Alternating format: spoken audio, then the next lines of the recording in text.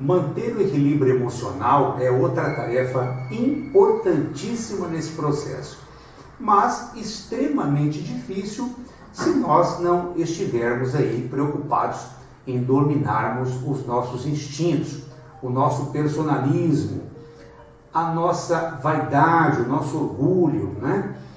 Tudo isso vai, sem dúvida nenhuma, minando a nossa energia anímica, ou seja, aquilo que está relacionado à nossa parte imaterial.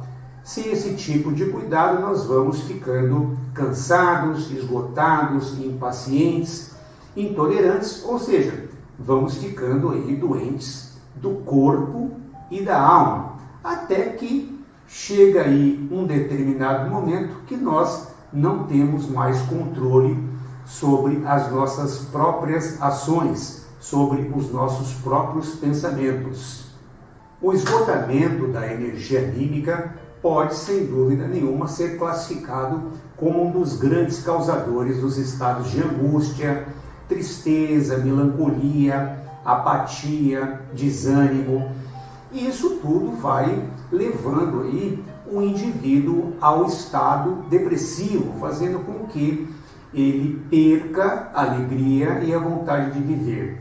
E aí vale lembrar que tanto o excesso como a falta de atividades pode levar uma pessoa ao esgotamento. E por essa razão, nós precisamos encontrar o nosso ponto de equilíbrio, exatamente para não ficarmos ligados aos extremos. E aí lembrando, né, o que a minha mãe sempre me diz: filho, tudo que é demais faz mal. Uma pessoa que vive caçando o que fazer, vive, sem dúvida nenhuma, no estado de ansiedade quase que constante. Ela, por vezes, não se apercebe que entrou no automático e assim passa a perder a capacidade de se autoanalisar. Com isso, o seu nível de estresse vai aumentando, startando alguns sintomas relacionados às dores de cabeça, por exemplo, não é? Dores de estômago, dores na coluna, irritabilidade extrema. E quando ela, por algum motivo, se vê obrigada a parar, porque já não se encontra, né, em condições físicas, mentais ou psicológicas, ela acaba ficando ainda com mais raiva. E com isso, dispara aí um gatilho dos estados depressivos. E aí, o que ela costuma dizer quando convidada a parar um pouquinho, né, a diminuir o seu ritmo? Ela diz o seguinte: eu não consigo ficar parada. Isso me irrita, né, de uma maneira que ainda piora mais aquele quadro que ela já reclamava. Quando chega nesse ponto, o corpo físico já passa a manifestar dores, principalmente na região da coluna, porque tudo que vai surgindo a pessoa entende como um grande peso, não é? E ali, exatamente na região da coluna lombar, ela vai aí manifestando as suas maiores dores. A mente não consegue também interpretar as situações do estresse comum e tudo que a gente venha a falar para essa pessoa pode, sem dúvida nenhuma, se transformar aí ou em conflito ou em grande confusão. As perturbações de natureza psíquica vão aumentando, as condições espirituais dessa pessoa também começam a sofrer, fazendo com que ela tenha cada vez mais dificuldades em identificar as verdadeiras causas dos conflitos internos ou externos que ela experimenta e que também passa a atrair, não é? Por uma condição aí vibracional, de uma qualidade de pensamentos inferiores, não é? E para aliviar, na maioria das vezes aí, esse sofrimento, como que quase estivesse aí numa tentativa de apagar o incêndio, a pessoa busca tratar apenas dos sintomas e ela, por vezes, despreza as causas, ou seja, ela não procura se estudar para realmente identificar ali o foco do problema e trabalhar exatamente na causa.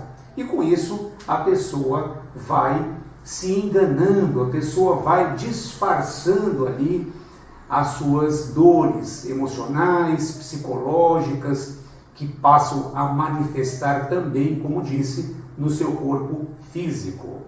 Existem casos onde a pessoa confunde, até que inconscientemente, de forma proposital, o que é de origem física e o que é de natureza psíquica, ou relacionados ao estado emocional.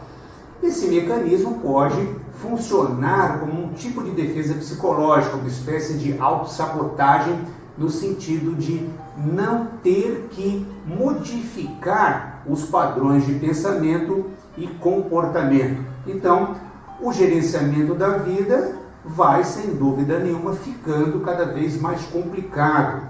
E quando esse cenário se manifesta, já passou da hora de procurar ajuda, naturalmente de profissionais aí habilitados, e que também essa pessoa esteja aí comprometida de corpo e alma com o processo de recondução da sua própria vida. Então, repensar sobre esses valores, sem dúvida nenhuma, é o nosso grande desafio. Aquele que hoje se vê acomodado, parado, que não procura se movimentar, não se preocupa em criar uma rotina produtiva para o seu dia, que espera que as coisas cheguem em suas mãos, que não se antecipa frente à manutenção da própria vida, ou mesmo das coisas simples do cotidiano, não é? Que vê aí as coisas erradas acontecendo e prefere apenas observar ou mesmo criticar para se esconder atrás da falsa imagem da perfeição, certamente estará apagando a sua própria luz.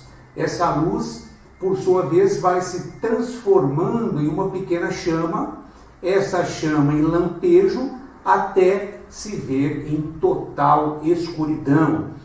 Então, ocupar o corpo, rotineiramente, com exercícios físicos revigorantes, proteger a mente, escolhendo aí no que pensar e desenvolver a espiritualidade, sem dúvida nenhuma, será o grande desafio, porque quando nós estamos ligados com a manutenção da nossa saúde, do nosso corpo físico, ocupando a nossa mente, como disse, com coisas produtivas, procurando elevar os nossos pensamentos, para fazer aí uma manutenção do nosso estado psíquico, tudo isso vai nos fortalecendo.